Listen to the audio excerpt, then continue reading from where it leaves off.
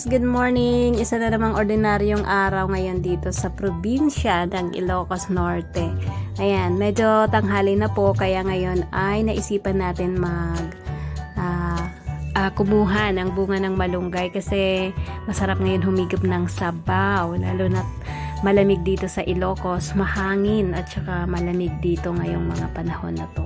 So ayan po, kumakaway-kaway po yung malunggay dyan sa harap ng bahay namin. Ang laki po ng mga bunga ng malunggay pero hindi ko na po nakunan ng video. Palpak na naman! So ito po yung mga malunggay na nakuha natin. Ilang piraso lang po yung kinuha natin kasi sobrang haba niya. Yung isang piraso maabot siya ng 27 inches. Ayan, sinukat-sukat pa natin yung talagang mahaba siya. Kaya kahit konti lang kunin mo, 3 or 4 na peraso hanggang 5, marami na siya. Mapupuno na po yung paglulutuan namin ng gulay na ito. So ayan yung na balatan na namin kasi medyo babawasan natin yung balat niya. Babawas-bawasan lang natin ng konti yung yung balat niya, hindi natin babalatan lahat. Sabi kasi nila mas malinamnam daw pag may kasamang konting balat. Ang gusto ko naman kasi dito yung tinatanggal na talaga yung kanyang laman para pagka kakain ka na hindi mo na kakayasin ng kutsara, diretso subo na. Pero sabi nila mas malinamnam daw pagka kasama daw yung konting balat.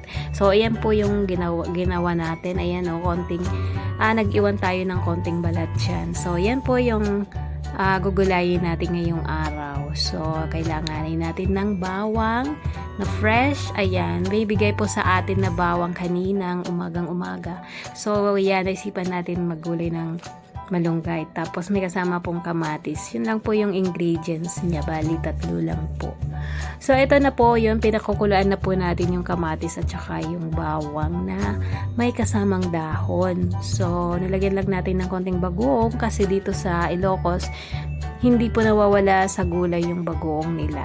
So ayan, may bagoong na po yan. At nung kumulo na po ng kumulo yung ating kamatis at bawang kanina ay nilagay na po natin yung ating bunga ng malunggay. So pakukuluan lang po natin yan hanggang lumambot po yung ating bunga ng malunggay. At saran! Ayan, naglagdag na po tayo ng asin.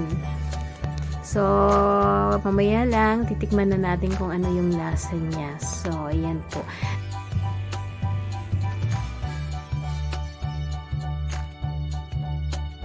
At ayan na po ang ating gulay ng bunga ng malunggay. Nako, ang sarap nito humigip ng sabaw lalo na malamig-lamig yung panahon ngayon dito sa Ilocos. Ayan po yung ating gulay ngayong araw na ito.